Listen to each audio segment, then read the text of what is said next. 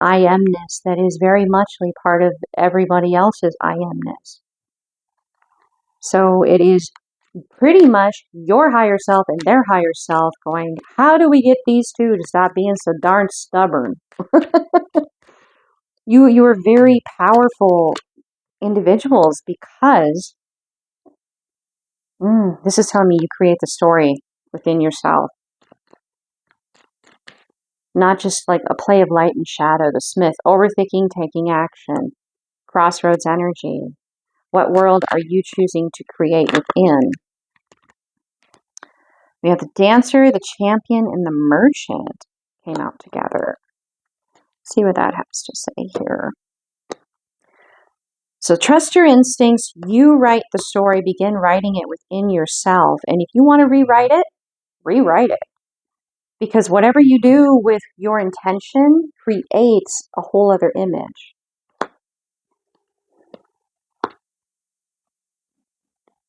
That card always reminds me of the music video Genius with, I believe it's LSD Sia. Oh my God, baby, can't you see? I got everything you need. Yeah. The Dancer, self-expression, strength, achievement, and downfall. Self-worth, trade. Yeah, definitely crossroads energy. Weighing what is worth making an action or not making an action. Choosing one path or the other. What is more important to you? The mystery bag or the, pile of gold and jewels? But it's inward. It's deciding what controls how you move in life. Are you able to be bought and sold? Or are you willing to see what's behind the mystery door that the divine has for you over here? Because it's balanced. You look at these scales, one is not elevated above the other. Whatever's in here is of equal value, but it's not of the same thing necessarily. This is a test.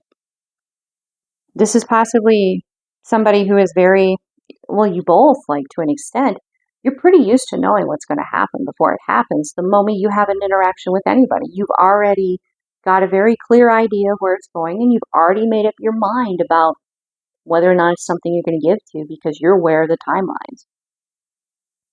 This is a dynamic where that's not something that you get to know. That is a very clear indication this is someone who's meant to be in your life. Because if you're that tapped in, that tuned in, that aware, you don't get to live your life unless you're left with the mystery, the unknowing. This is someone that could truly know you. This person is a gift. This person is your manifestation. Because whether you recognize it or not, you have been calling out for them. Because you're alone in a crowd. The other people, you already know how things are going. You already know where they're going to go. You're in control of where you let it go. But this person is a mystery. This person you actually get to live authentically in the moment with. Yes, I know you're wanting to transform energy, Goops. I know. But I like your whiskers, and that will melt your whiskers. Come here, sweetie. Oh, you guys got a group to the microphone. I'm protecting him, but when he does that, I know what it means. So it's all about flow. And the problem here with this champion is if you're too rigid, you're not going to be able to go with the flow. You will break because you can't bend. This is why what's in the mystery pouch here, we don't know what's in there, is actually more than likely exactly what you need to be able to flow like ribbon in water versus a sword to a stone. And yeah, it's not lost on me the King Arthur sword and stone reference there, even though this image is not that at all. It's not a sword coming out of the stone. Okay. Let's see what the tarot would like to, what I would like to say through the tarot here. Guidance is coming through for you guys. I'm getting very clearly that one side here has elevated, has changed. The other side maybe doesn't understand, doesn't see, maybe has some influences around them that are trying to tell them what it does mean. But you can never really know unless you go to the source and actually ask. You can make assumptions, and then that saying of, making assumptions makes an ass out of you. And it's true. But the problem here is if you make an assumption about this dynamic without actually going to the source, talking to the individual instead of talking to everybody else and getting their perspective and then deciding what this person is, thinking and feeling without actually talking to them, you're basically sabotaging yourself. And for this to be coming through in this reading, this is not a small manifestation. This is a gift. This is, the world has moved for this. So if you snub this because you're scared of being vulnerable, you're scared of knowing yourself, like, who isn't? Take a deep breath, exhale, and know that it's going to be okay. It's part of living. You can't avoid growth and change. It's part of life. Whether you want to avoid it or not, it's going to happen. Thus, the whole sword breaking and going with the flow. Because if you choose that pile of money, pretty much, you're breaking your own sword. If you choose the mystery box, you're embracing the gift that the divine is giving you. Yeah. Ace of Pentacles, wealth, upright. This is a dual meaning. We have the Knight of Cups here.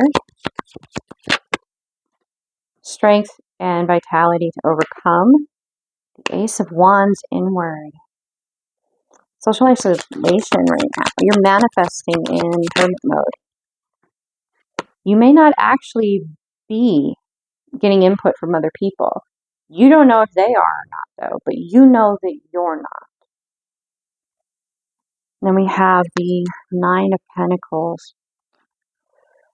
Sensitive emotions at this point. You're approaching the crossroads. There's the opportunity for a connection, an offer of connection, an olive branch, right? To begin the steps of healing the self. Because as you begin to feel differently about yourself and how you move. Okay, a lot of truth. We had Eight of Swords, Nine of Swords, Knight of Swords. Okay. So Archangel Michael, truth, warrior, possibly a bit of like Gabriel and his counterpart Hope, coming in with some frying pans of illumination. Like, we'll connect the dots for you, lay it out for you. Interesting. Okay. Knight of Wands, Ten of Swords. Getting like Ebenezer Scrooge, the ghost of Christmas past, kind of, let us take you down this little experience of what your future will be like, depending on what you choose to do here. And then you decide. And it's got like a little bit of attitude. Like, you stubborn.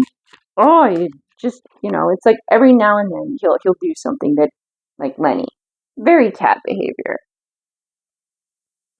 Very, like, typical cat behavior. He just doesn't understand. He has zero impulse control.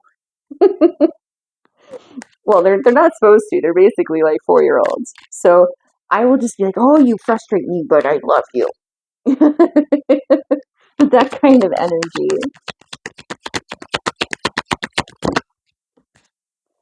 Mm.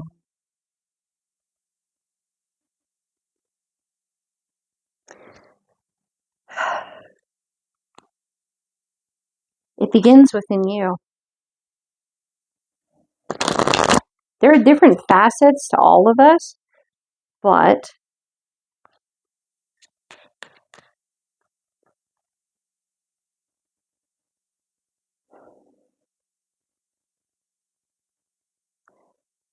while money is important in this world that we live in to put food on the table and a roof over your head, and having all of those things taken care of lowers the stress level and allows you to enjoy your space.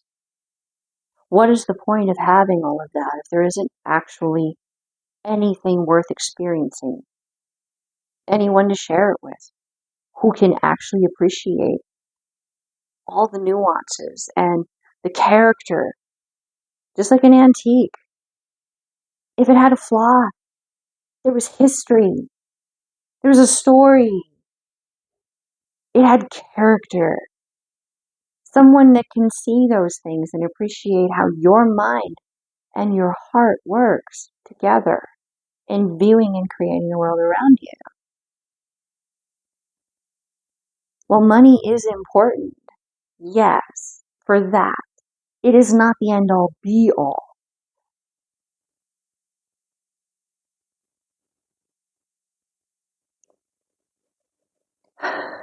The question is, would you rather be rich in love or rich in money? And that's a trick question. It's a trick question because if you're rich in love, the power that the two of you and those around you have to create physical abundance is amplified. But if you would rather be rich in money, that doesn't mean that love is going to come. It means it's going to possibly be, you're going to have people around you that you question their motives. You're always going to be wondering if you were, dirt poor, if they would still be there. And maybe you already know the answer. I'd rather be rich in love, personally, because the physical abundance will come with it. You may be surprised if you choose that pouch of mystery, you might end up with both sides of the scale being in your pocket, being in your inheritance. So, whoever this is that you're connected to, they're aware of what you're experiencing, what you're feeling. Their higher self allows them to kind of not necessarily consciously know that this information, this curiosity, this thought is like somewhat energetically by osmosis leaking over in your connection to one another. But they're asking these questions right now. It's why there's this feeling of so much anxiety. And you're going to try to place it within you, which is really what brought me into this reading.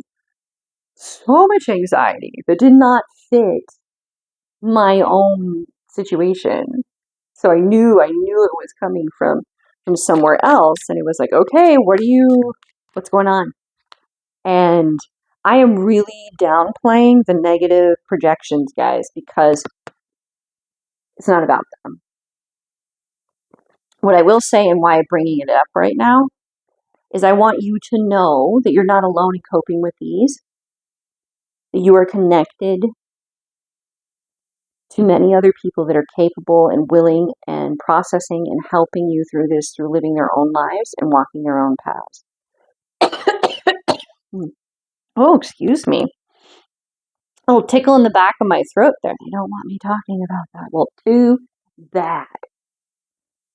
You're not alone when you turn down this dial. You're not alone. So when you are turning that dial down on, say, like the stove burner from an 8 to a 2, how many other people are doing that with you, with this very energy? Because if you're connected, that energy knows that it's like affecting everyone that's connected to you in this way, that's aware. So that has a flip side. They don't know everybody and everything that you're connected to. And there's a saying that really, like, it resonates. The Creator created all beings, which means that the Creator created like A team and B team, and they compete. Blue versus red. They compete. That is an archetype that we see in video games, books, stories, images, art, everywhere. Blue versus red. Two teams. So say one team is fighting for good and the other team is fighting for evil, or for challenging the good with its opposite. That constant contrast, the yin yang. The divine created that. So come the end of the day, the divine can uncreate all of it if the divine chooses to, right? The divine is more powerful than anything that the divine has created. Okay? So, you have allies on both sides. Because, if we're going to use the structure of angels and demons answer to the divine just as much as angels do. And sometimes demons are allies, and they will go out and they will follow the divine's orders to do what it is that they are doing, but they're visiting it on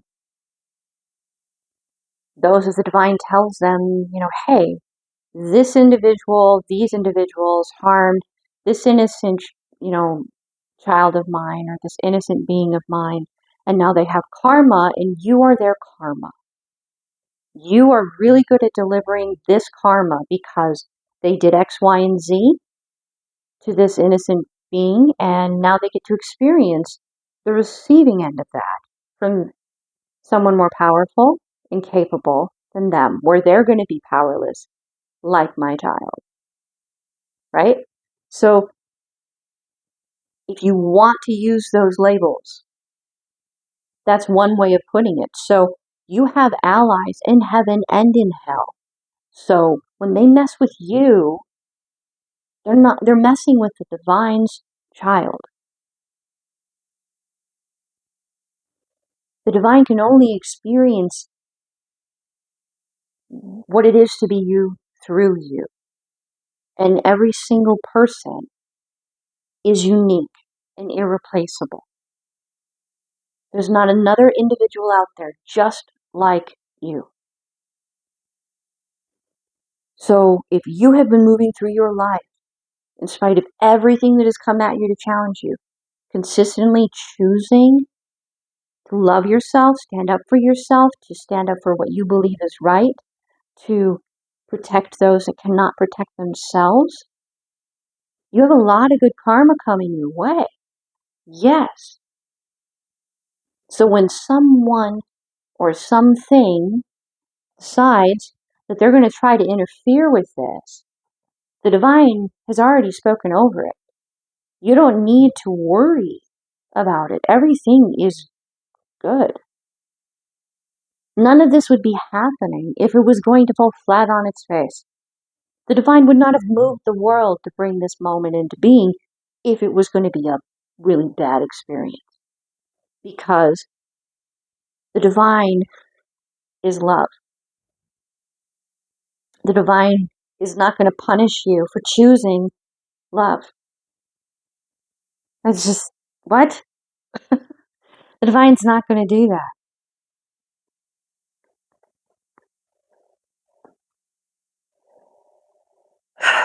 If in your life you have,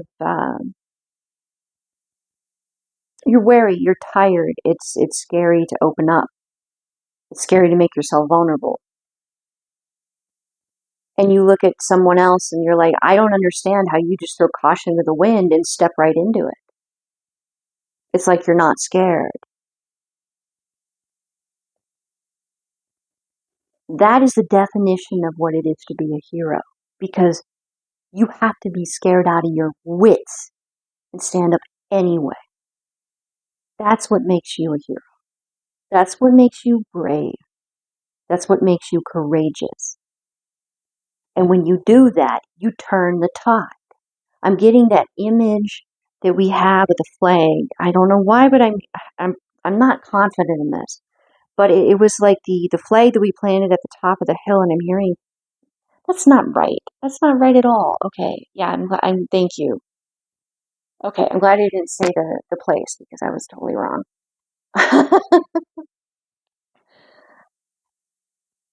Number synchronicity, 1122. But it was during, I believe, the Vietnam War. And I don't know, like maybe they were fighting the Japanese, the Americans were. And you have this huge statue in Washington, D.C. of like these 2, 3 guys all making it a point to plant the flag at the top of this hill.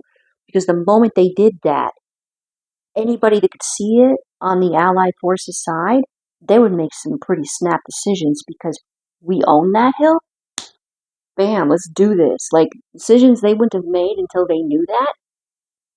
It's like calling in the reinforcements. It's similar to what we see in more of like our modern cinema, where it's you call in for the Air Force to just bomb the whole area. And if you don't have that come in, your whole team that is basically being hunted and taken out one by one would end. This is that kind of reinforcement, like how you standing up even though you're scared out of your wits and saying, no, I am not accepting that this is how you want me to write my story. You can take your projections and you can eat them. You want to send them to me? They're coming back to you. You want this for me? Now you get to experience it because it's not staying here. You have a lot of people.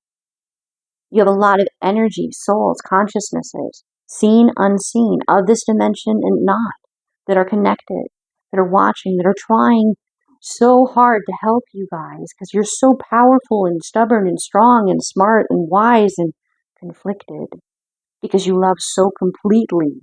In spite of all of the contradictions, you still know the truth. You know right from wrong. It's in your bones. So when you stand up for this, it changes everything. So in this situation, because that is very personal level and it's collective, yes, but how it relates in this dynamic, this person here is used to holding back, like they're the dam, and they're holding all that water back, and they're holding all that water back, and they're holding it back, and they're holding it back, and they're